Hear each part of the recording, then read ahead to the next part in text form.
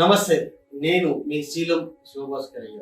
So last episode నుంచి continuous గా మనం చేస్తున్నాము. సో లాస్ట్ ఎపిసోడ్ క్వశ్చన్ ఏంటంటే, బీటెక్ ఆర్ డిగ్రీ అయిపోయిన విద్యార్థులు ఏ విధంగా లైఫ్ లో సెట్ అవ్వాలి అన్నది క్వశ్చన్. సో దాని గురించి నేనే ఎందుకు చెప్పాలి అంటే, 2008లో I was started institutions. So still going on, అంటే కొన్ని వేల మంది విద్యార్థుల స్టూడెంట్స్ నాడి నాకు తెలుసు. అండ్ దాని మీద ఎంతో రీసెర్చ్ చేసి నేను ఇప్పుడు మీకు ఒక బెస్ట్ రిజల్ట్ను ఇవ్వబోతున్నాను. సో ఎవరైతే డిగ్రీలు అయిపోయి బీటెక్ అయిపోయిన వాళ్ళు జాబ్ కోసము ఎంతగా పరితపిస్తుంటారో, దానికంటే ముందు జాబ్ కంటే ముందు వాళ్ళ తల్లిదండ్రుల గురించి అంతగా ఆలోచించాలి. ఎప్పుడైతే తల్లిదండ్రుల గురించి కరెక్ట్గా ఆలోచిస్తారో, తల్లిదండ్రుల మీద కరెక్ట్ అయినటువంటి ఒక ఎమోషన్ పెట్టుకుంటారో, తల్లిదండ్రుల కళ్ళలో ఒక ఆనందాన్ని చూడాలి అని అనుకుంటారో, అప్పుడు మాత్రమే ఆ స్టూడెంట్ సక్సెస్ ఈజీగా పొందగలుగుతారు. ఎందుకంటే ఇప్పుడున్నటువంటి సమాజంలో తల్లిదండ్రుల మీద మ్యాక్సిమం వాల్యూ లేకుండా పోయింది. ఎందుకంటే అప్పుడు సుఖం అమ్మ నాన్నల ద్వారా మాత్రమే వచ్చేది.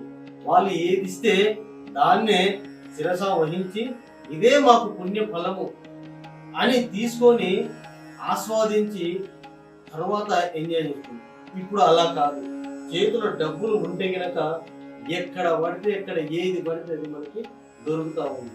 దానివల్ల తల్లిదండ్రుల మీద ఒక గౌరవం అన్నది చాలా తగ్గిపోతుంది రోజు రోజుకి. ఎందుకు తల్లిదండ్రుల కళ్ళలో ఆనందాన్ని చూడాలి? అంటే first class, second class, 10th అంటే 15 ఇయర్స్, తర్వాత 2 years, intermediate and degree 3 years or BTech 4 years. అంటే 10+2+3 or 10+2+4, 12 for 16 years of your education. 16 years of your education.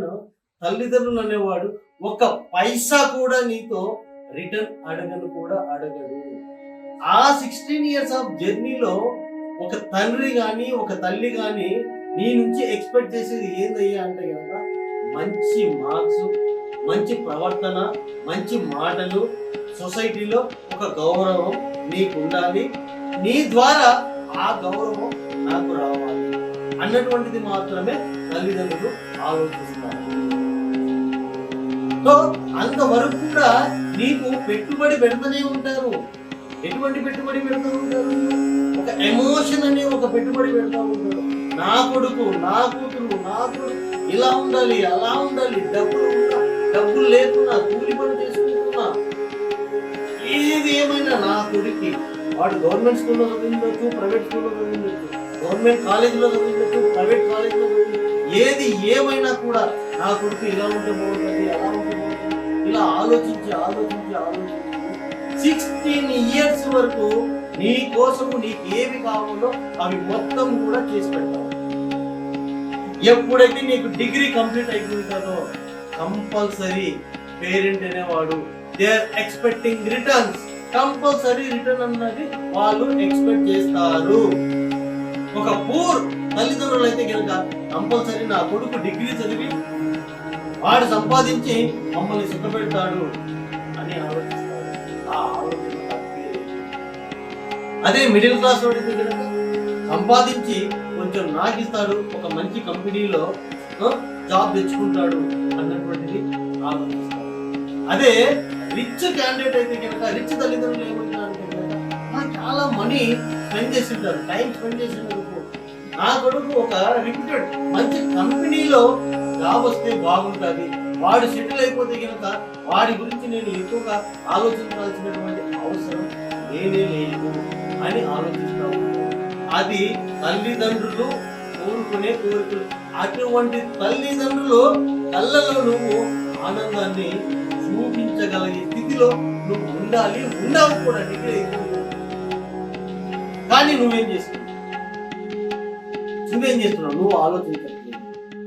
నాకు ఇది కరెక్ట్ ఏజ్, నేను ఎంజాయ్ చేయాలి, అది చేయాలి, ఇది చేయాలి, ఉన్న టైం మొత్తం కూడా వేస్ట్ చేస్తా ఉన్నావు.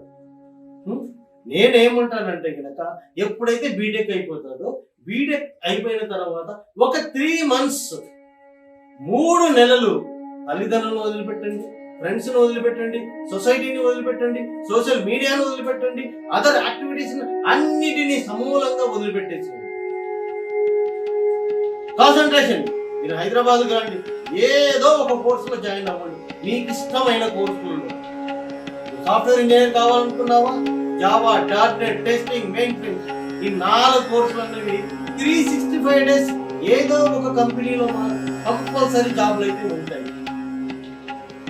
అలా కాదు, మేనేజింగ్ పోవాలా, మేనేజింగ్ పోవాలంటే ఏం కావాలి? దాని మీద కాన్సన్ట్రేషన్.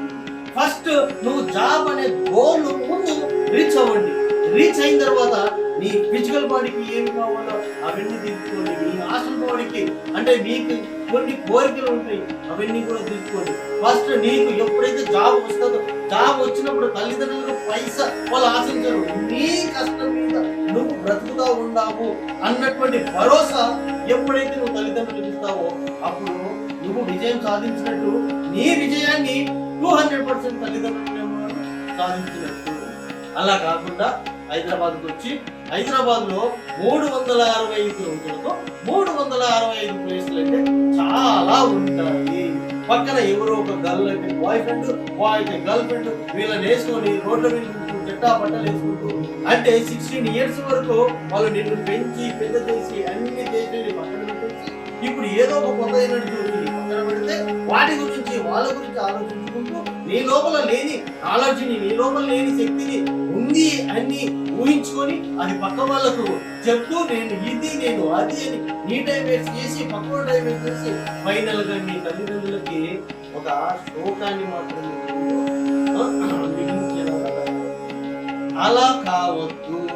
దయచేసి నీవు డిగ్రీ రాగానే నీ గోల్ రీచ్ అయినట్టుగానే కాదు. ఉద్యోగం పురుష లక్షణము.